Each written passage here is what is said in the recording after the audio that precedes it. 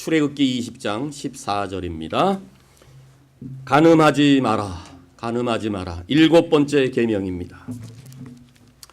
중국의 만리장성은 흉노족 등 북방 민족의 침입을 막기 위해서 춘추 전국 시대로부터 건축이 되었습니다. 그러나 본격적으로는 진시 황제 때부터 이 성곽이 지어지기 시작했다고 합니다. 하지만 이 거대한 장성은 한때 적의 침입을 지키지 못했습니다. 그 이유를 아십니까? 적들은 문지기에게 뇌물을 주었습니다. 그래서 거대한 성곽임에도 불구하고 내부에 있는 적이 밖에 있는 적들을 안으로 들여보냈습니다. 우리의 삶도 마찬가지입니다. 우리 마음의 문지기는 우리 안에 있습니다. 우리 마음의 문지기에 대한 충실함을 행하지 못하고 파수꾼의 역할을 잘 감당하지 못하면은 하나님의 말씀의 법인 제안의 성벽은 우리에게 아무런 소용이 없습니다. 그 마음의 문지기를 반드시 지켜야 할 내용으로서 오늘 하나님께서는 우리에게 7번째 계명을 주십니다. 하나님은 한치의 양보도 없이 이렇게 말씀하십니다. 간음하지 말라. 이 계명은 모든 형태의 비도덕적인 일들을 다룹니다. 이 계명에서 말하는 간음이란 단어는 결혼 밖에서 이루어지는 모든 육체의 관계를 말합니다. 즉 부부 관계 외에서 벌어지는 모든 성적의 일은 그것이 혼전이든지 혼외 정사이든지 창조주 하나님께 대한 중대한 범죄라는 말씀입니다. 이런 의미에서 하나님은 바로 이것을 금하고 계십니다. 말씀을 안 드려도 우리는 이 땅의 사람들의 10계명, 특히 제7계명은 시대에 뒤떨어진 것이고 구태의연한 것이라고 말하는 것을 우리는 지금도 봅니다. 이 세상은 계속해서 10계명에 도전하고 있습니다. 세상 문화를 보게 될 때 세상은 하나님의 진리와 반대 방향으로 치닫고 있습니다. 이제 모든 종류의 비도덕적인 행동은 은밀한 곳에서 나와서 모든 대중들에게 환영을 받고 있는 실정입니다. 아마 우리 그리스도인들도 또한 그들의 뜨거운 열기송에 동승하여 함께 즐기고 있는지도 모릅니다. 이런 모습을 볼 때마다 우리는 세상의 체계를 붙잡고 있는 세력이 하나님을 배반한 어둠의 세력임을 다시 한번 확인할 수가 있습니다. 어둠에 붙잡힌 이 세상은 불륜을 아름다운 사랑의 관계로, 혼전성 관계를 사랑하는 사이니까 일어나는 당연한 일로 포장하며 사람들을 미혹하고 있습니다. 사탄의 본질이 속이는 자이기 때문에 그렇습니다. 그래서 성경은 사탄은 자기를 광명의 천사로 가장한다고 말하고 있지 않습니까?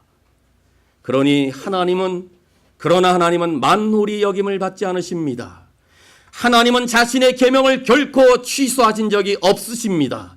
세대는 가고 또 옵니다. 세대는 바뀝니다. 사람들의 생각은 변합니다. 하지만 10계명은 늘 상존합니다. 하나님이 주신 하나님의 법은 절대로 바뀔 수가 없습니다.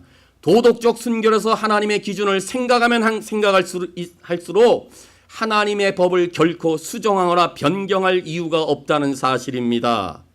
만일 우리가 하나님의 법을 깨트린다면 가정이 깨지고 이 사회와 나라가 깨진다는 사실을 직시해야 됩니다. 따라서 하나님께서 오늘 7번째 계명으로 간음하지 말라고 명하실 때 그 법을 우리 마음판에 다시 새길 수 있기를 간절히 바랍니다. 그렇다면 하나님께서 7번째 계명을 어떤 의미로 우리에게 주셨을까요? 먼저 제7계명은 결혼 생활을 소중히 여기고 가정을 지키라고 주신 명령입니다. 성문화의 왜곡 역시 사탄이 즐겨 사용하는 대표적인 괴계 중에 하나입니다. 지금 우리가 살고 있는 이 시대를 한번 돌아보십시오. 부부 관계를 떠난 온통 잘못된 성문화로 점철되어 있습니다. 하나님은 이런 세상에 살고 있는 우리에게 간음하지 말라. 하나님 앞에서 서약한 부부 관계 밖에서 이루어지는 모든 육체 관계는 범죄 행위다 라고 말씀하는 것입니다. 부부관계는 하나님의 축복으로 허락하신 관계입니다.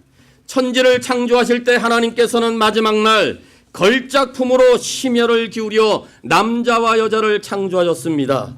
남자를 먼저 만드신 후에 남자가 홀로 있는 모습에 하나님의 마음이 심히 아프셨습니다. 그래서 그에게 돕는 배필을 지어주리라 작정하신 하나님은 아담의 갈빗대로 하와를 만드셨습니다. 왜 하필 갈빗대였을까요? 하나님은 아담과 하와가 서로 동등한 입장에서 서로 존중하고 서로 사랑하기를 원하셨던 것입니다.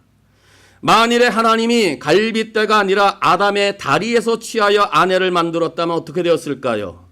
아담이 하와를 매일같이 발로 짓밟았을 것입니다. 만일에 아담의 머리에서 취하여 하와를 만들었다면 어떤 일이 벌어졌을까요? 하와는 자기의 남편 아담을 업신여기고 무시했을지도 모릅니다. 그러나 하나님은 남자와 여자가 동등한 위치를 갖도록 만드셨습니다. 그리고 하나님께서 남자와 여자를 만드신 이후에 그들에게 결혼이라는 제도로 둘이 하나가 되도록 하셨습니다. 그 안에서 부끄러움이 없는 순결한 사랑을 누리며 하나님의 축복 가운데 살게 하신 것입니다. 그러므로 결혼은 하나님의 작품이자 하나님이 제정하신 가장 아름다운 제도입니다. 성경은 결혼으로 두 남녀가 결합하는 것을 거룩하게 만드십니다. 결혼은 하나님께서 두 사람을 짝지어 주신 것이기 때문에 그렇습니다. 그래서 예수님께서도 마태복음 19장 6절에서 이처럼 두 사람은 이제 둘이 아니라 한 몸이라 하나님께서 묶으신 것을 사람이 나누지 말라고 말씀하십니다. 이런 이유 때문에 하나님은 간음을 금지하고 있습니다.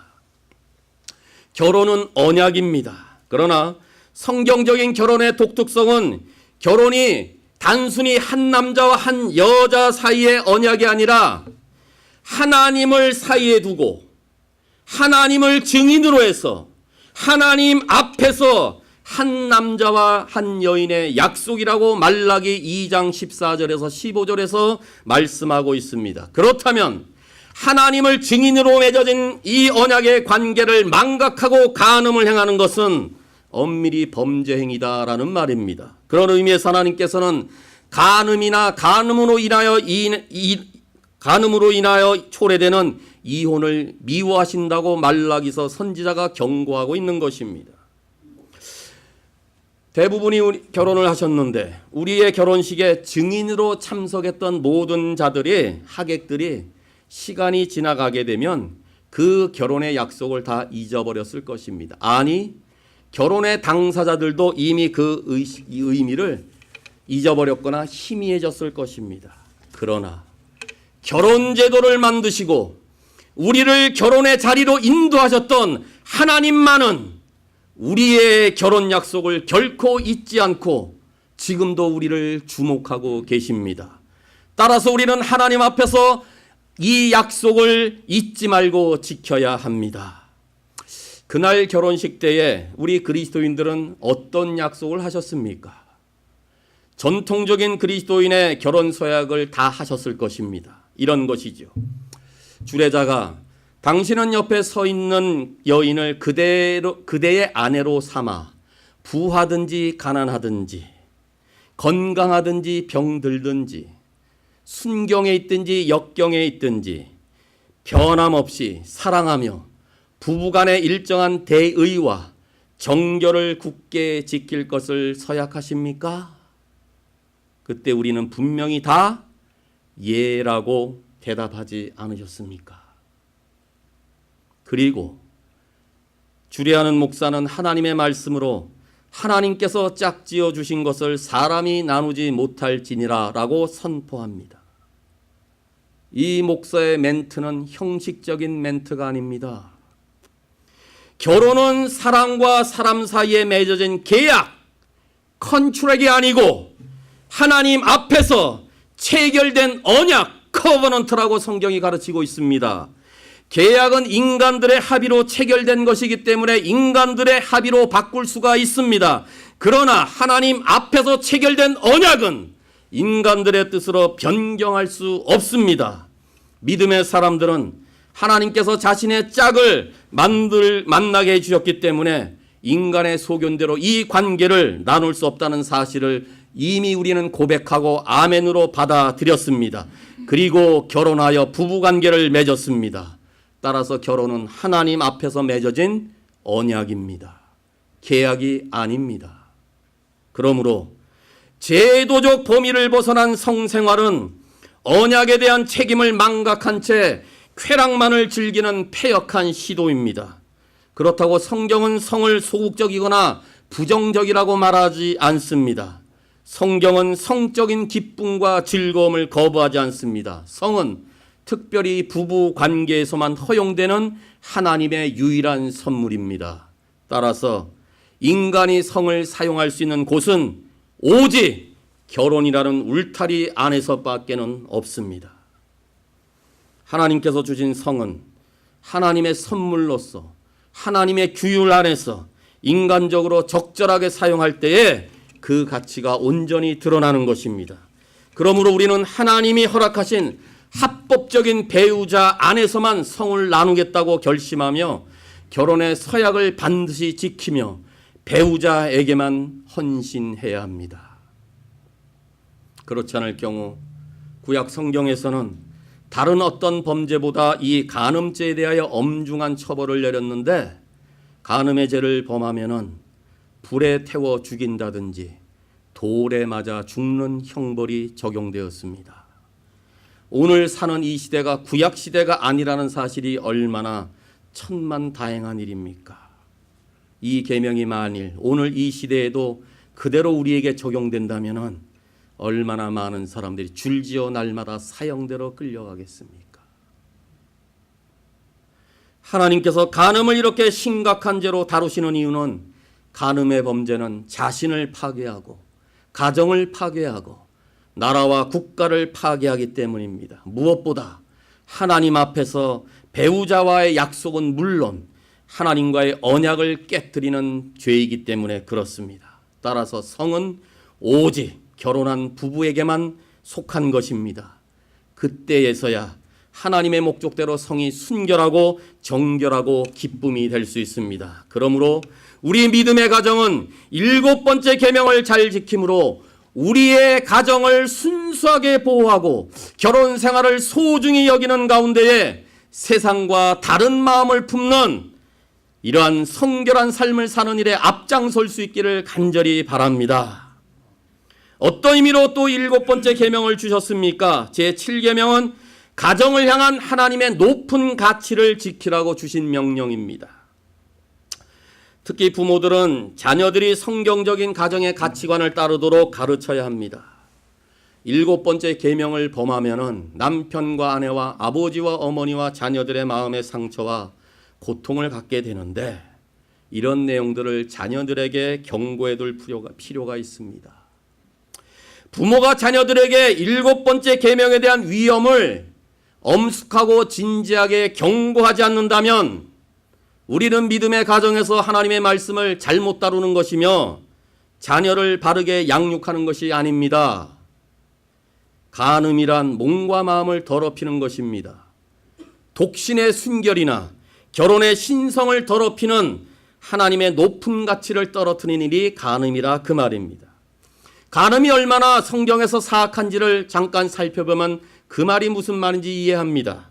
고린도전서 6장 18절에 보면 음행을 멀리하십시오. 사람이 짓는 모든 죄들은 몸 밖에서 일어나는 것이지만 음행하는 사람은 자신의 몸에 죄를 짓는 것이다. 간음이 뭐예요? 자신의 몸에 죄를 짓는 것이다. 간음은 우리의 몸에 대하여 죄를 짓는 것이기 때문에 영적으로, 심리적으로, 육체적으로 해를 주는 심각한 죄임에 틀림이 없습니다. 또한 간음이 가장 흉측한 것은 가정이나 가정의 자녀들과 관계 때문에 그렇습니다. 남편과 아내가 범하는 간음죄는 부부가 얼마나 상대를 멸시하고 서로 간에 얼마나 신뢰성이 없는가를 내 자녀에게 비참하게 말해주고 있는 것과 같습니다. 이것은 또한 부부간의 존경과 상대방에 대한 헌신이 순간적인 쾌락만큼 중요하지 않다는 것을 내 자식들에게 가르치는 것과 같다 그 말입니다. 결국에 어떻게 됩니까? 결손 가정이 생깁니다. 마음의 상처를 갖고 우리 아이들이 자랍니다. 비정상적인 삶을 삽니다. 마음에 미움과 분노가 싹 듭니다. 분노의 결과가 살인까지 나가고 있는 걸 우리 주변에서 잘 알고 있지 않습니까? 또한 간음은 교회에 대한 죄입니다. 고린도전서 3장 17절에 우리 한 사람 한 사람이 거룩한 성전이라고 가르치고 있습니다. 그렇기에 한 성도가 성적으로 타락하면 남자 성도이건 간에 여자 성도이건 간에 그리스도의 몸인 거룩한 교회에 죄를 범하는 것입니다. 교회 공동체의 거룩을 파괴하는 일이야말로 엄청난 죄라는 것입니다. 간음은 또한 국가에 대한 죄를 범하는 것입니다. 이스라엘은 가나안 정복 시대 때부터 바벨론에 멸망당하기까지 한 번도 이 음행의 죄를 그쳐본 적이 없는 민족입니다. 로마 제국 흥망사를 저술했던 영국의 역사학자 에드워드 기본은 성적 타락이 가장 강력한 로마 제국을 멸망시킨 제1원인이었다. 이렇게 가르칩니다. 대부분의 역사학자들은 성적 타락이 바로 이집트, 바벨론, 헬라 제국을 다 멸망시켰다고 말합니다. 이제 미국 땅을 멸망시키고 우리의 조국 땅을 멸망시킬 그 원인은 바로 성적 타락이라는 사실을 기억할 수 있기를 바랍니다. 성적 타락은 온 사회의 멸망을 가져옵니다. 그러나 무엇보다 더 심각한 죄는 전지하신 하나님께 대한 범죄 행위입니다. 다윗이 밧세바와의 간음죄를 저질렀을 때 그 이후에 나단 선지자의 책망을 받고 시편 51편 4절에 이렇게 말합니다. 내 주께 죄를 지어 주께서 보시기에 악한 짓을 했습니다. 그러므로 주께서 내게 뭐라고 하셔도 주의 말씀이 옳으며 주께서 내리신 판단이 바릅니다. 라고 울부짖고 있습니다. 다윗과 밧세바, 사람과 사람의 범죄였지만은 다윗의 고백은 그 죄는 내가 하나님께 지었습니다라고 고백하는 것입니다. 간음자가 자기의 영혼을 망하게 하는 이유가 무엇입니까? 그것은 바로 위에 계신 하나님께 범죄했기 때문에 망하는 것입니다. 기억하십시오. 십계명은 충고가 아닙니다.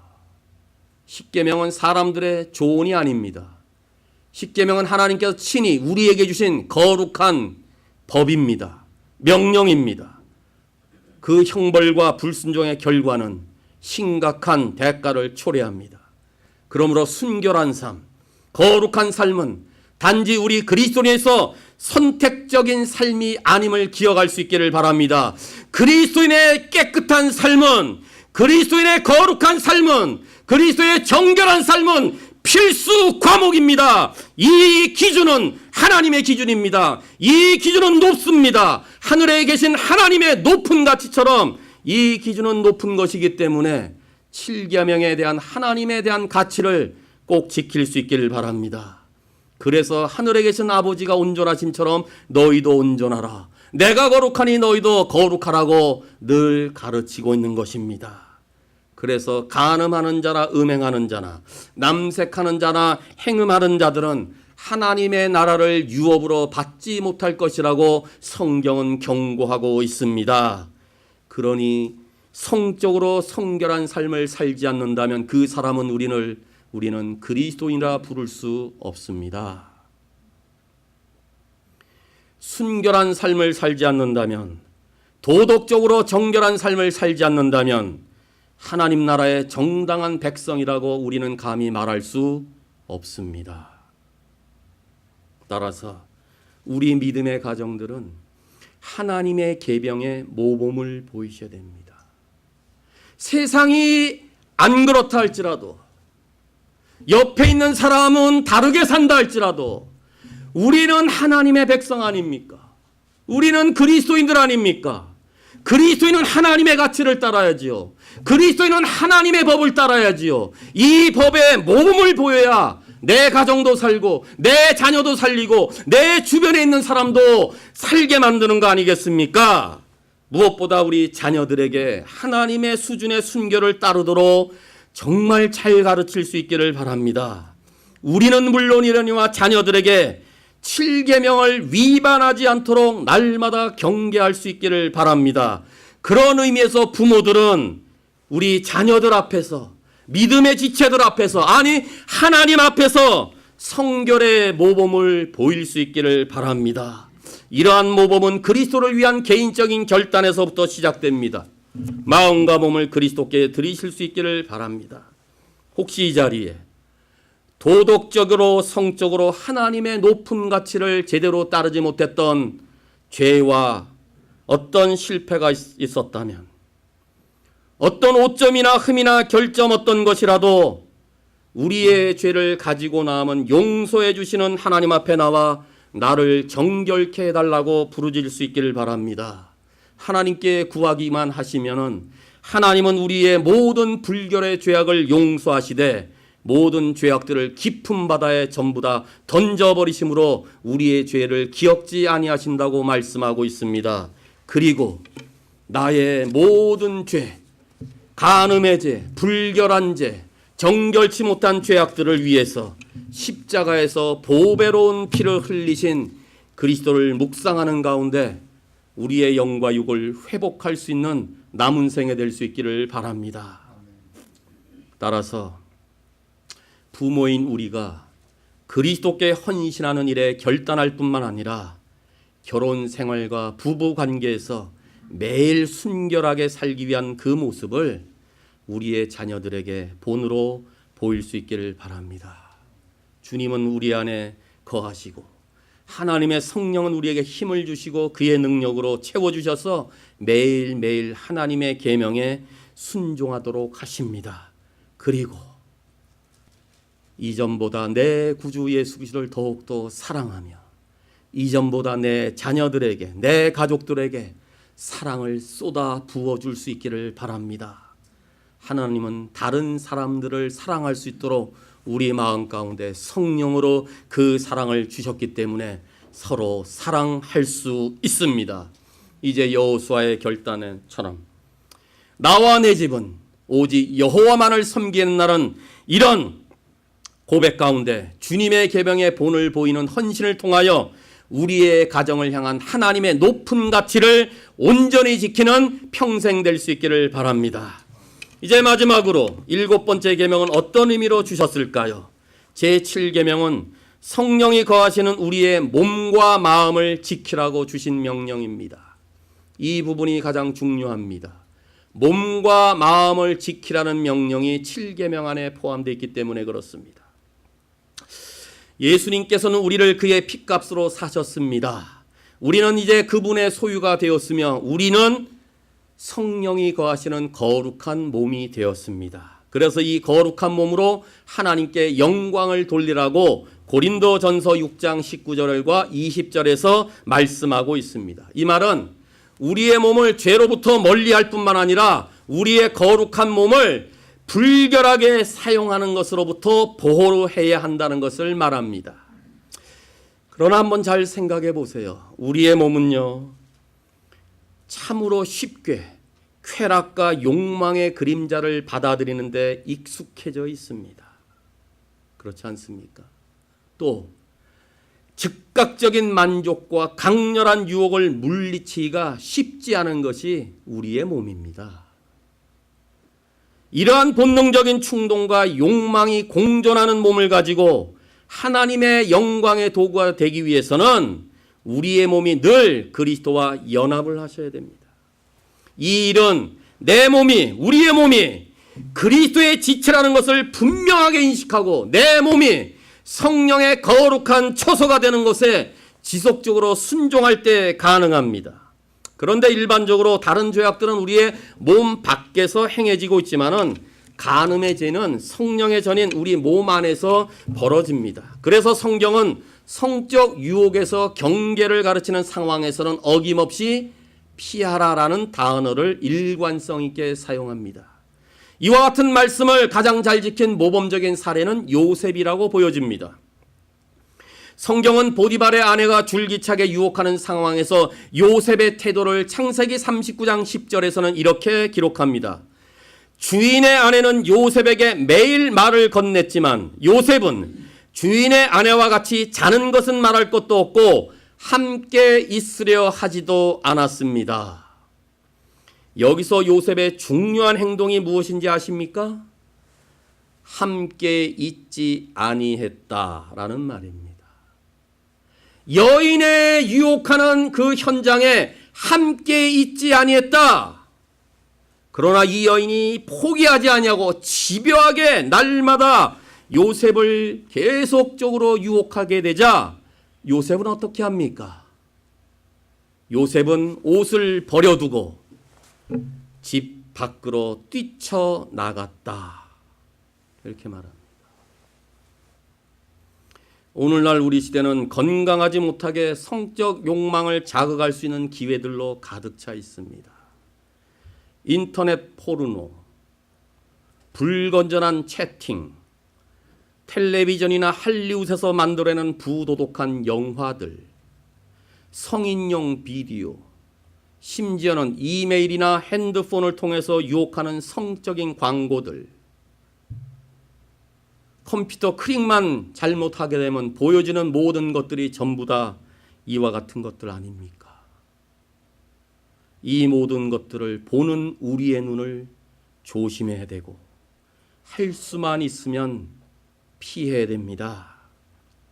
성적 유혹에 관한 한 한순간도 틈을 제공해서는 절대 안 됩니다. 방심해서도 결코 안 됩니다. 목사니까, 장로니까, 권사니까, 안수집사니까, 내가 찬양팀이니까, 교회를 열심히 섬겼으니까 설마 내가, 오해하지 마십시오. 다 걸립니다. 그래서 피해야 됩니다. 보세요. 이 문제에서 다윗이 넘어졌습니다. 삼손도 쓰러졌습니다. 솔로몬은 말할 것도 없습니다. 우리 주변의 수많은 목회자들도 동일한 문제로 지금 넘어졌고 넘어지고 있습니다. 교회 안에 성도들도 함께 넘어지고 있는 걸 우리가 다 압니다. 우리도 언제든지 넘어질 수 있는 가능성이 다 있습니다. 따라서 보는 것을 조심해야 됩니다. 인류의 첫 번째 죄는 선악을 알게 하는 나무를 보는 데서부터 시작되어 이날까지의 모든 죄가 내가 보는 데서부터 시작되고 있다는 사실을 잊지 않기를 바랍니다. 그런데요, 우리 생각에는 육체적인 관계만이 간음으로 인정되지 않을까 이런 의문을 갖는 자들도 있습니다. 이 물음에 대한 예수님은 마태복음 5장 27절 28절에서 명확한 답을 주십니다. 간음하지 말라는 계명을 너희가 들었다. 그러나 나는 너희에게 말한다. 누구든지 음란한 생각으로 여자를 바라보는 사람은 이미 마음속으로 그 여인과 간음한 것이다. 이게 주님의 답입니다. 예수님은 외부에 나타난 이 간음죄 뒤에 숨겨진 내면, 우리의 마음의 징후를 보셨다 그 말입니다. 이 말은 이런 것입니다. 아름다운 사람들을 보고 아름답다고 느껴지는 것은 지극히 정상적인 반응입니다. 그렇다면 정상적인 반응이 예수님이 언급하셨던 음욕을 구성하는 것은 분명히 아닙니다. 처음에 우연히 바라보는 것, 음욕이 아닙니다. 처음 보면서 참 잘생겼다, 이쁘다, 이걸 말하는 것이 아닙니다. 근육질의 이 육체와 아주 잘 빠진 몸매와 아름다운 얼굴을 악의 없이 바라보았다면 역시 음욕이 아닙니다. 그러나 2번, 3번 또는 더 많이 계속적으로 바라보면서 우리의 마음으로 옷을 벗기고 그 사람과 환상적인 잘못된 관계를 맺는 상상의 유혹을 동반하게 되면 그것이 주님이 말하는 마음의 음욕이다 그 말입니다. 그래서 예수님은 이것을 금하신 것입니다. 그러니까 예수님은 구약의 10계명의 7번째 계명을 더 엄격하게 확대해서 재해석합니다. 즉 간음은 행위뿐만 아니라 그것을 생각하며 마음으로 원하는 것조차도 간음이라고 주님은 말씀하고 계십니다. 간음이란 신약에 와서는 행위의 문제뿐만이 아니라 마음의 문제와도 연결된다고 말하는 것입니다. 그래서 성경이 늘 강조하잖아요. 무엇보다 우리의 마음을 지켜라. 마음을 지키는 것입니다. 그래서 마음을 지키는 것이 바로 이 문제 때문에 그런 것입니다. 따라서 우리의 몸과 마음은 유혹을 받을 모든 기회들을 철저하게 피해야 합니다. 우리 모두는 계속되는 유혹의 몽상과 음란의 상상을 하는 마음으로부터 깨끗해져야 합니다. 제발 우리의 몸과 마음을 쓰레기로 채우지 않기를 바랍니다. 더럽고 추한 것으로 내 마음판에 담지 않기를 바랍니다. 아니 장난 삼아서라도 호기심이라도 이 일들을 절대 건드리지 않기를 바랍니다. 텔레비전 드라마나 영화를 보시면서 그 가운데 나오는 불륜의 장면에 더 관심 있게 뚫어지게 보는 것 또한 음란의 손짓에 넘어가는 것입니다. 대부분의 신문 기사는 제대로 읽지도 않으면서 불륜 기사나 스캔들 기사가 나오면 어김없이 한 줄도 빠짐없이 상세하게 읽는 것 또한 간음의 손짓에 지금 끌려가고 있다는 사실을 기억할 수 있기를 바랍니다. 성경은 한 줄도 읽지 않으면서 그런 기사가 나면 눈이 벌겋게 읽는 것 또한 우리는 이 죄를 지금 범하는 것과 마찬가지입니다. 그래서 피해야 됩니다. 도망가야 됩니다. 과감히 끊어버리셔야 됩니다. 우리의 마음은, 우리의 몸은 언제나 죄악의 그림자로부터 해방되기를 원하시는 하나님의 마음을 품을 수 있기를 바랍니다. 그래서 건전하게 생각하고 참되신 하나님만을 사랑하고 다른 사람들과 순결하게 지내고 건강한 방법으로 관계 맺기를 하나님은 원하신다는 사실을 꼭 기억할 수 있기를 바랍니다. 하나님은 우리의 기쁨과 즐거움이 남들과의 잘못된 관계로 더럽혀지지 않기를 원하십니다. 정말 하나님의 언약 가운데 맺어진 한 사람 한 사람 부부가의 관계, 가정에서의 모든 관계가 순수하고 정결하고 깨끗하게 지켜지기를 오늘도 간절히 원하시고 계십니다. 그러므로 적극적으로 필사적으로 정욕의 문제와는 싸워야 합니다.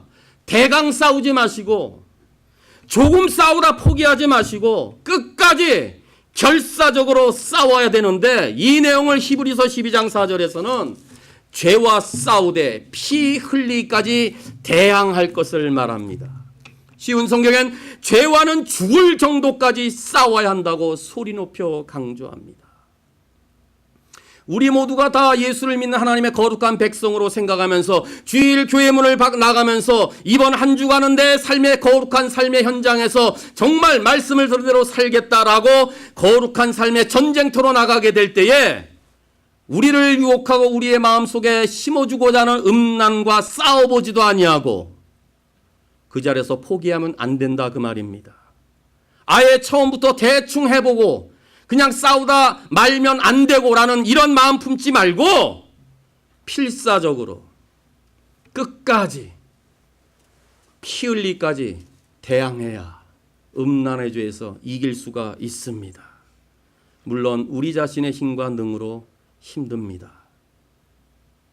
그럴 때 우리 모두가 죄를 지을 수밖에 없는 연약함을 인정하고 내 힘으로는 도저히 하나님의 계명을 따를 수 없다고 생각할 때마다 예수님께서 이런 나의 죄를 위해 보배의 피를 흘리셨다는 사실을 날마다 매 순간마다 기억할 수 있기를 바랍니다.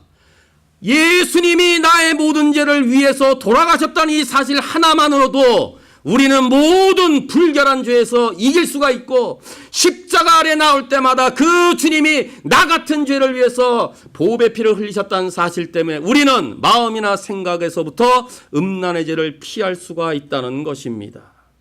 다시 한번 말씀드립니다. 혹시 마음으로나 눈으로 이날까지 범죄한 일이 있다면 다시금 주님 앞에 나와 용서함을 구하며 보혈로 정결케 하시는 은혜와 성령으로 새롭게 하시는 능력을 바라볼 수 있기를 바랍니다. 그리고 새로운 출발과 새로운 헌신으로 하나님의 거룩을 담기를 간절히 바랍니다. 더 나아가서는 음욕을 피하는 가운데에 늘 깨어 기도하면서 말씀 안에서 성령 충만해지기를 바랍니다. 우리 교회 표처럼 하나님의 말씀과 기도로 거룩하여진다고 했으니 날마다 거룩해지는 삶을 내 삶의 최고의 목표 두고 살 수 있기를 바랍니다. 거룩이 능력이기 때문에 그렇습니다. 마지막 그날에 우리의 영혼 육을 깨끗하고 정결하게 지키는 모습으로 주님 앞에 당당히 설 수 있기를 간절히 바랍니다. 사랑하는 성도 여러분, 간음하지 말라고 주신 7번째 계명은 창세전부터 우리의 가정을 보호하시기 위해서 예비하신 하나님의 뜻이고 원칙입니다. 이 계명을 어긴다는 것은 하나님께서 처음부터 주신 원칙을 어기는 것이고 우리의 가정, 우리의 몸된 거룩한 교회, 아니 나를 위해 피를 흘려주신 그리스도의 이 관계를 깨뜨리는 것이 됩니다.